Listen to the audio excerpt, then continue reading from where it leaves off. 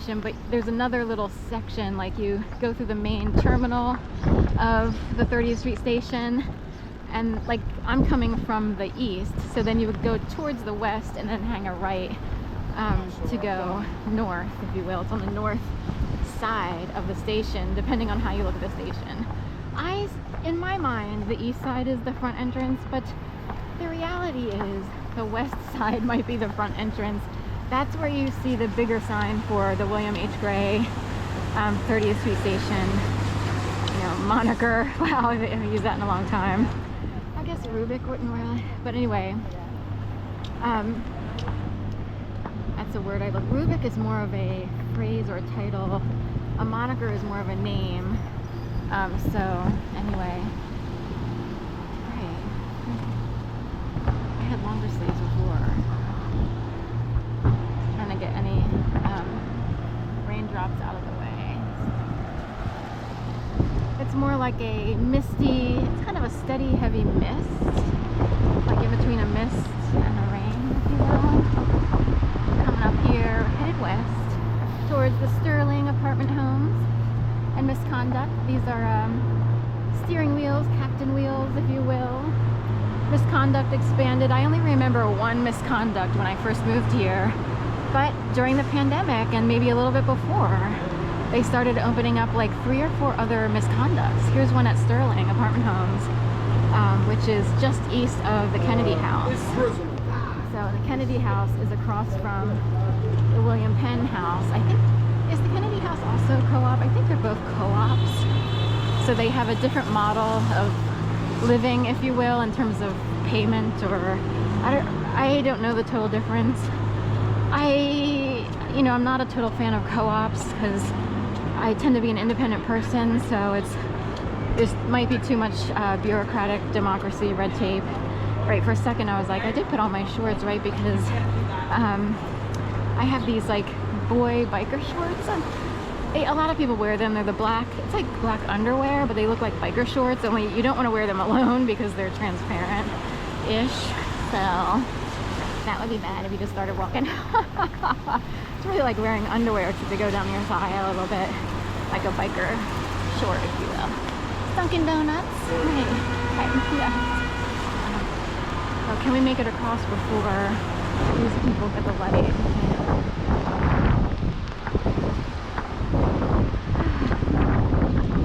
Doing some work at the Kennedy House here.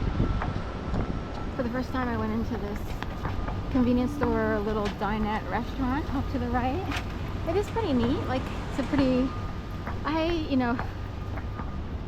wound up on a healthy food track, so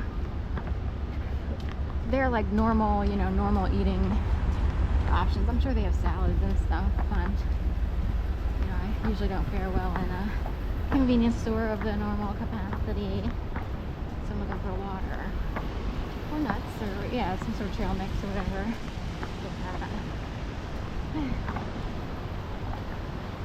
There's the Kennedy House. Yeah. This is the 1900 block of JFK. So this guy, and I swear to God, people do things on purpose for various reasons. But this guy's bent over doing something in his car. I don't know if he's with a car seat or trying to put something in the car. And you get a little butt crack. Remember how SNL, Saturday Night Live, used to do those skits about the plumber coming over and you see the butt crack and it somehow becomes like a funny joke? Well, story. Have I got a story for you? Skyway USA here with a sailboat. My mom and aunt lived in a little, like, a 55 and older-ish community. It was kind of nondescript. It's called Turkey Creek Forest, and most homes were like trailer-ish. They would be like expanded trailers, or it's hard to explain. There were a mix of homes. Some homes had skirting, some homes did not. There was one brick home, and that would be like the original home of the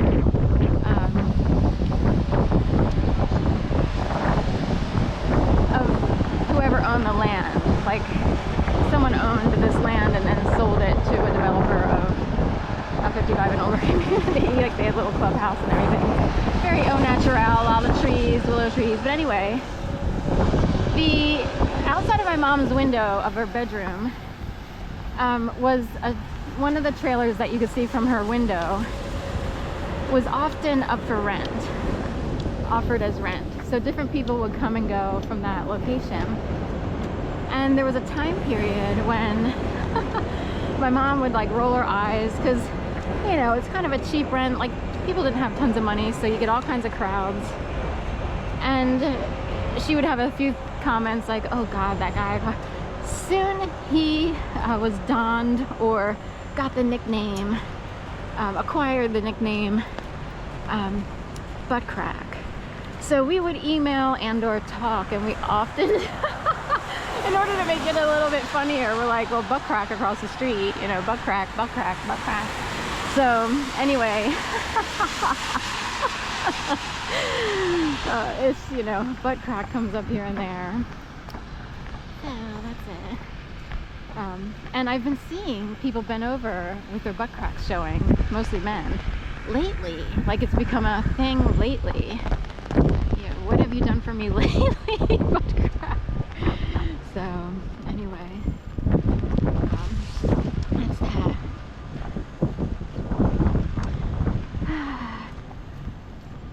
I had a string of overnights for someone who was away, and it was a nice break from staying in the apartments.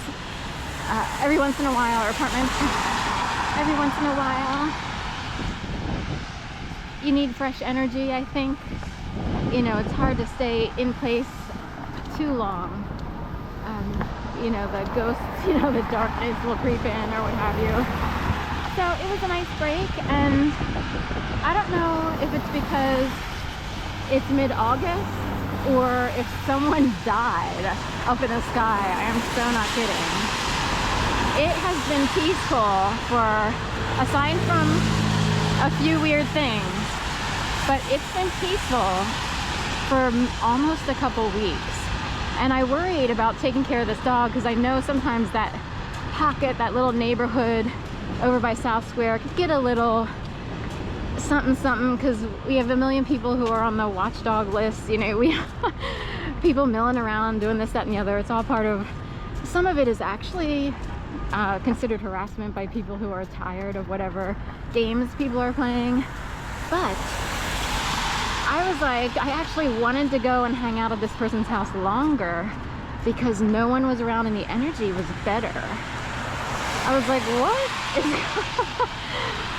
It was like a gift from God, you know.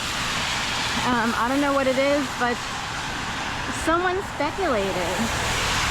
They're like, something shifted, and we think it's possible that someone died who might have been part of creating misery in communities. Say you're a very high-level person, because we all wonder, like, there are these mysterious people and they have all this money. What do they do? You know, if you don't know their job specifically, like, what are they doing?